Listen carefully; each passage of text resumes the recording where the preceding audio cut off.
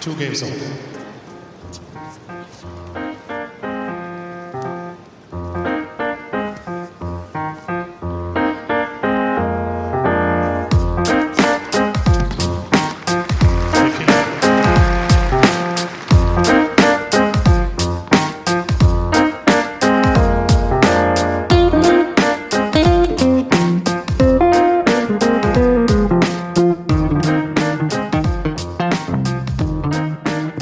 Welcome to the Courtside Coffee podcast. I'm your host, Merlisa, and in today's episode, we'll be delving into a topic that has been on the minds of many tennis fans around the world, the looming retirement of tennis legend Rafael Nadal. Rafael Nadal, affectionately known as Rafa, is synonymous with grit, passion, and unparalleled mastery on clay. With 22 major titles to his name, including an astonishing 14 French Open victories, Nadal is considered one of the greatest of all time. But as all great careers eventually do, Nadal's time on court is coming to an end. The Spaniard hasn't given us a definitive retirement date. In fact, after a recent loss in Rome, Nadal seemed rather ambivalent about his future. So I have no idea when Rafa is leaving the tour. Yet I miss him already. He's only played in 3 tournaments this year. It was one thing for him to skip the early hard court season. Rafa's done that before. But when clay season rolled around, I thought, we're going to get more Rafa. Nope. Just 2 early exits. Sure, reigning number 1, Novak Djokovic has plenty of competition. But Djokovic on tour without Rafa? He's kind of without a rival. It's hard not to process Rafa's pending departure as some kind of end of an era. His contemporaries, Roger Federer and Serena Williams, left the game 2 years ago. Andy Murray hasn't been himself since his hip surgery. That leaves Novak and the newbies.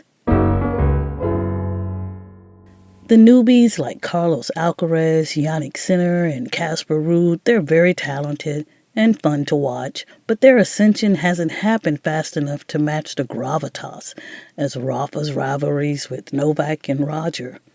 With the passage of time, the newbies will become champions and develop new rivalries. Perhaps some will even become icons like Rafa, but right now, they aren't there, and Rafa's barely here. With the French Open getting underway and Rafa's status in doubt, it's hard not to feel a sense of melancholy. Roland Garros without Rafa? From his blistering forehands to his relentless defense, Nadal's game is tailor-made for the slow, punishing Paris clay. Year after year, Rafa has mesmerized fans with his sensational sliding. His uncanny ability to out-hustle his opponents often leaves them and us in a state of sheer disbelief. Get this, Federer and Djokovic have 2 of the best clay court records in the history of tennis. Both are in the top 20 all time.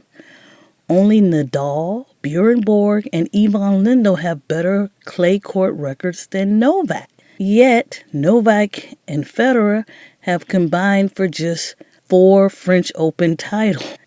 Nadal holds the Open era record for most French Open championships, most consecutive French Open championships, and most combined French Open championships, including doubles and mixed doubles. And y'all know Rafa was not out there playing doubles and mixed double. But Nadal's impact goes beyond mere statistics.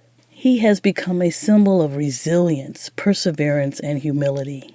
In the end, Nadal's legacy is not just about his 22 Grand Slam titles or his countless records. It's about the way he touched the hearts and minds of fans everywhere, leaving his mark on the sport. Whether he retires next year or shocks us and says farewell tomorrow, his legacy will live on, and although records are made to be broken, I can't see anybody dominating the clay courts the way Rafa conquered Roland Garros. What do you think? Will there ever be anybody as great on clay as Rafa? Is there anybody now other than Iga Swiatek who even comes close to his dominance on clay? That's all for today's episode of Courtside Coffee. Thank you for tuning in, And be sure to join us next time as we continue to explore the ever-evolving world of tennis. Until then, stay caffeinated and keep on brewing.